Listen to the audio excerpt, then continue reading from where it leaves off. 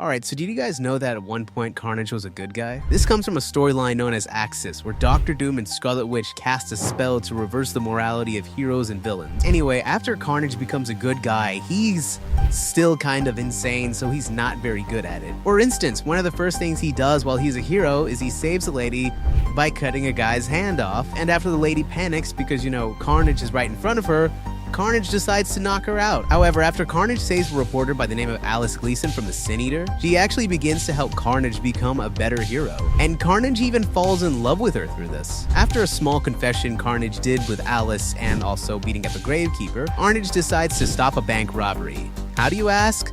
By burning down the bank. Now, according to Carnage's logic, if the bank is on fire, nobody's gonna rob it. After that, the police begin to attack Carnage because they thought he was the one attacking the bank, which, well, he kinda did. And during the chaos, Carnage would actually lose Alice because she would be captured by the Sin Eater. But Carnage manages to track down Alice and actually save her before the Sin Eater offs her. Once the Sin Eater comes in contact with Carnage, he actually begins to devour all of Carnage's sins and he grows to this massive size. But after Carnage confesses one final sin to the Sin Eater, he actually overloads him and he explodes. Fortunately, after the battle, Alice shoots Carnage in the head and begins to run away. But Carnage actually doesn't see this as Alice hating him. Instead, he actually sees this as her loving him, because he believes that in order to be a true hero, he must be alone. This actually isn't the end of Axis' Carnage's story. After Spider-Man found out about a gene bomb that was going to go off and take out everyone who doesn't have an X gene in it, Carnage actually offers to sacrifice himself, absorbing the blast, saving everyone. But before Carnage goes, he asks Spider-Man to erect a golden statue that constantly plays Freebird in the background. Anyway, this is Axis Carnage, one of my favorite goofy stories out there. If you want more stories like this in the future, let me know in the comments down below.